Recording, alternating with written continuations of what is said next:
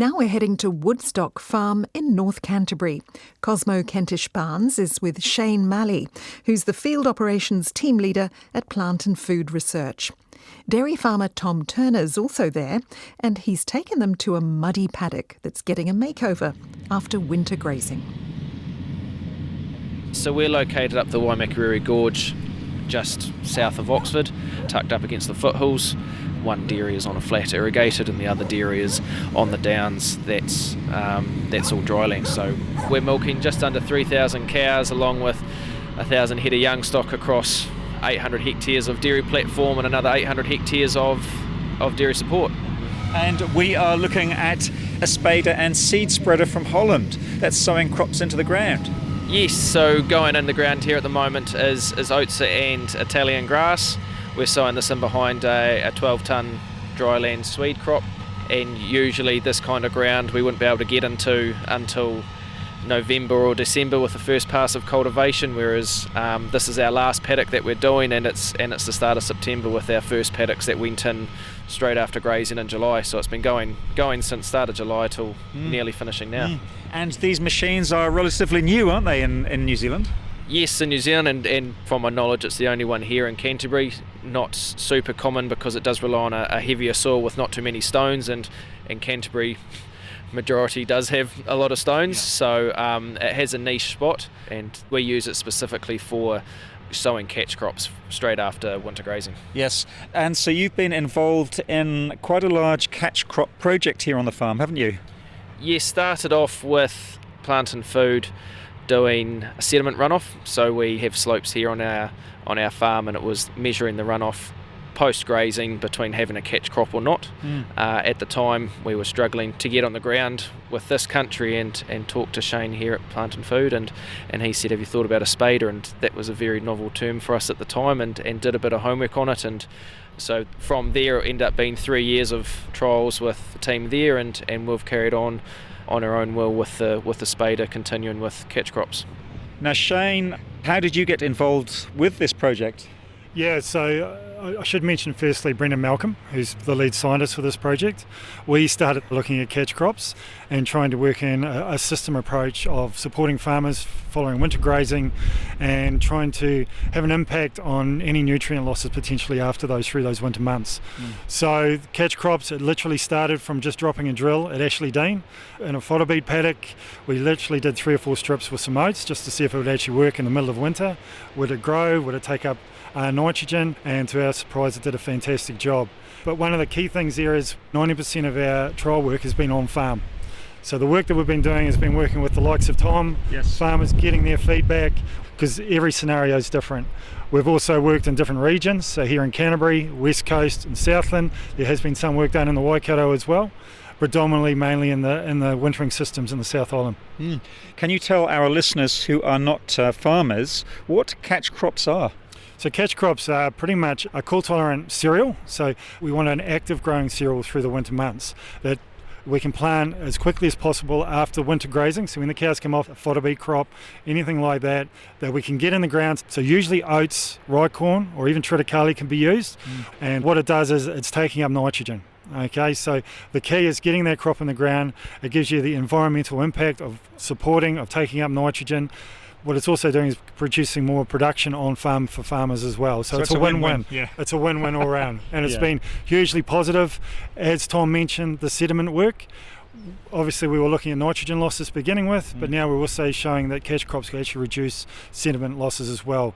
With that, we have shown through all our sites, both south and the west coast and here in Canterbury, we've reduced sediment movement or losses on farm by 40%. In terms of the catch crop, we're between 40 and 60% of potential losses of nitrogen those crops are now picking up. That's huge. It's been fantastic, and something we didn't really know much about until we started using catch crops. Tom, what made you want to be part of this project in the first place? Always wanting to try and be innovative and seeing what we can do better, and capture some of that nitrogen that's otherwise lost. So being stewards of the land, wanting to try and do best management practices and be at the forefront of that. What are some of the key benefits for you in terms of having these catch crops in the ground? A major one for us is timing. So on this particular land type that we use the spader for, Typically we're not getting onto that land previously until November, December for a first cultivation and seed going in the ground. So you would just leave the paddock empty after winter grazing? It would be left, it would just be too wet to get any good results from a conventional cultivator going through. Gosh. Whereas now we're getting it in as soon as the end of June, start of July, so we're getting a jump start of 4 to 5 months of growing conditions in our most productive months of the spring, and so we're gaining a lot of kilograms of dry matter growing in that period, as opposed to being short and buying in or just having to find other alternatives of a feed source. And catch crops are also having a big impact on your environmental footprint. Absolutely, so through our overseer it's entered into that as well. I can't quite quote the numbers, but it has reduced our footprint off that as well in terms of nitrogen leaching. So we've got a forage there that's capturing not just nitrogen in the soil but carbon as well, so it's a win-win for both. Now, you mentioned Overseer just before. That is software that enables you to access on-farm research data. Yes, so it's based on a lot of data and previous work around farm systems and a typical result of what your farm practices are. And so when the farm practices are entered in, your amount of cows that you're doing, your crop rotations, it'll come out with a number of what your estimated nitrogen leaching is, and so that goes towards our compliance. So Shane, farmers and scientists work on Overseer together. Yeah, they do, and all the work and all the trial work that we've done over the last 9 years, all that data has been collected and being used by Overseer to help support the farmers and showing the benefits of using a catch crop. Yes. Now the tractor with the spader is on its way back, and I will take a photograph of it for anyone who is interested in seeing what it looks like. And Shane, this paddock's just about done. It is just about done, and I mean, as you can see here, what it's been left like after the cows have been on here, there's obviously poking damage, there's no infiltration in the soil, and the key here too is you come back in a month's time and you'll have a green tinge right across the paddock. And in terms of waterways, what impact will this catch crop system have? Oh, nothing but positive. Yeah, we've already mentioned about the sediment, anything movement. The catch crops in the ground are obviously going to reduce anything that's going to be coming off the paddocks, and also you're catching nitrogen. So I guess climate, farm management and soil are the key words. Yeah, exactly right. And it all comes back to the farming system and how you use it. Predominantly we've only used cereals, so we just use oats, and that's usually been taken through a green chop silage. But what we're seeing now, especially in wet areas, doing that Italian oat mix, just because it gives you that flexibility. You can take the oats off the silage, the Italian can stay on for either grazing or even silage purposes depending on the system. What we've also seen, particularly on the west coast in those wet environments, the cereals do struggle in some areas, but with the Italian there, for whatever reason, it's something we need to look into, will actually come away in those wet areas, which has been fantastic to see. Yeah. So how many hectares now are you putting into catch crops?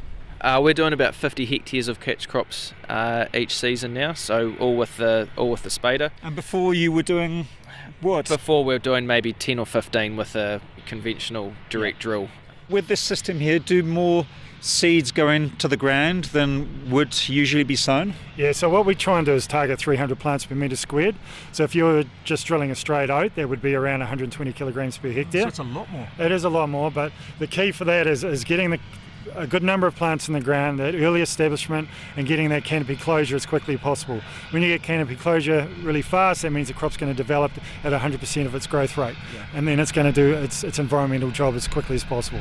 A bit of a cost for you, a lot more seeds. Yes, but it's returned to us and kilos of dry matter grown at the other end. So you worked it out. Yes, we did. The first year we were on a slightly lower rate than what Shane had prescribed, and we just found it's just not as effective as going there. So we're running a rate of 100 kilos of oats per hectare plus 20 kilos of Italian to try and get that 300 seeds per metre square. So heaps of roots down there in the ground. Exactly. Do they go quite far down, the catch crop Yeah, roots? it's surprising, and it was from one of the photos of Shane and his research in Southland that saw the difference between two plots that had catch crops and ones that didn't. The status of the soil after harvesting was that the roots were a lot deeper, the earthworm activity was a whole lot more, and so there's a whole lot of extra hidden benefits that are going on beneath the surface of the soil by having roots there and having that soil biology working. That's interesting. So more activity under the ground. Yeah, I mean, if you've got roots, you've got more organic matter going back into the soil as well. it's a win-win for the environmental, absolutely. Like if you're coming out of a pugged paddock and being able to get this in earlier, it's been a fantastic benefit. Yes. Yep. So in terms of your trials, did you have several small plots on the farm? Yeah, we did. So the sediment one was we had 8 plots, and these were what we call sediment traps. So what they do is they're a small area of 10 by 4. They measure when we have a rainfall event. The water sort of runs down into a channel. It's collected into a bin, so we can measure how much water's come off that area. Those bins capture the sediment that's run off that as well, so we can measure that as well. And we had half those plots were in a catch crop, the other half were left fallow, so that would give you a typical what's been done in the past to what's happening now. And then we had other trials down on the other part of the farm of Tom's platform, where we were looking at direct drilling oats, so looking at different species. So we were looking at oats and Italian, oats on their own. In other trials we've also looked at rye corn, because they have benefits for other areas of the farming systems. And also we've been looking at on the arable farms as well, where they do winter grazing and putting in crops like wheat and barley for that as well. What we have found is most cereals will be a good catch crop. Barley not so much, it's not that winter active. It doesn't like wet feed as much as what the other oats do. So oats, as I mentioned before, oats, rye corn and triticale are very winter active. So on this farm here, oats and Italian ryegrass work best? Well, it works best for Tom's system. Is that because it's a great feed? Yes, it is, and it gives us flexibility. So we've got the winter active of the oats that come out of the ground in those colder soil temperatures, a lot more aggressive than a typical grass. But then once that is harvested for the first time, we've got the flexibility of the Italian ryegrass growing again, whereas that oats, once its first harvest has happened, it won't grow. So it gives us that flexibility to make decisions.